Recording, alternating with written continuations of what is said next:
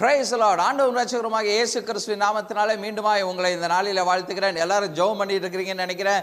கர்த்தர் உங்களுடைய குடும்பத்தை ஆசீர்வதிக்க ஆரம்பித்து இருக்கிறார். ஹல்லேலூயா. சங்கீதம் 29:11 சொல்லுகிறது, கர்த்தர் தமது ஜனத்திற்கு பலன் கொடுத்து கர்த்தர் தமது ஜனத்திற்கு சமாதானத்தை அருளி அவர்களை ஆசீர்வதிப்பார். ஹல்லேலூயா. glory to God.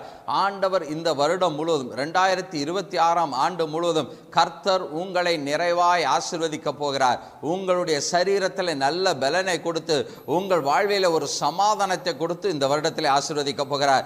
சமாதானமே இல்லையே வாழ்க்கையில் அப்படி நினைச்சிட்டு இருக்கீங்களா?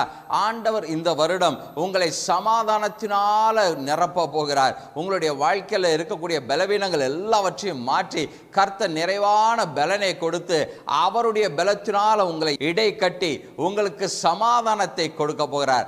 அவ்விதமாக ஆண்டவர் இந்த வருடம் உங்களை ஆசீர்வதிக்க போகிறார். சந்தோஷமா இருக்கிறீங்களா? ஆண்டவரிடத்திலிருந்து பலனை பெற்றுக்கொள்ளுங்க. ஆண்டவரிடத்திலிருந்து சமாதானத்தை பெற்றுக்கொள்ளுங்க. ஆண்டவர் அவ்விதமாக இந்த வருடத்தில் உங்களை நிறைவாய் ஆசீர்வதிக்க போகிறார். கண்களை மூடி நாம் செபிக்கலாமா? எங்களை அதிகமாய் நேசிக்கிற எங்கள் அன்பின் தகப்பனே, ஆண்டவரே, இந்த வருடத்திலே இதை கேட்டுக்கொண்டு இருக்கிற அருமையான உம்முடைய பிள்ளைகளே, உம்முடைய பலத்தினாலும் உம்முடைய சமாதானத்தினாலும் நீ நிரப்புவீராக.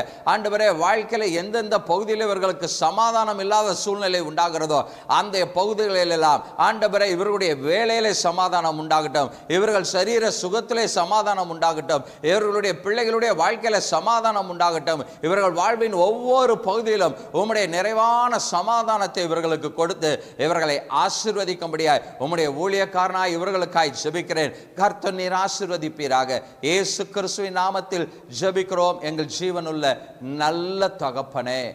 ஆமேன், ஆமேன். God bless you. கர்த்தர் இந்த ஆண்டு உங்களுக்கு பலனை தந்து சமாதானத்தை தந்து உங்களை ஆசீர்வதிக்கிறார்.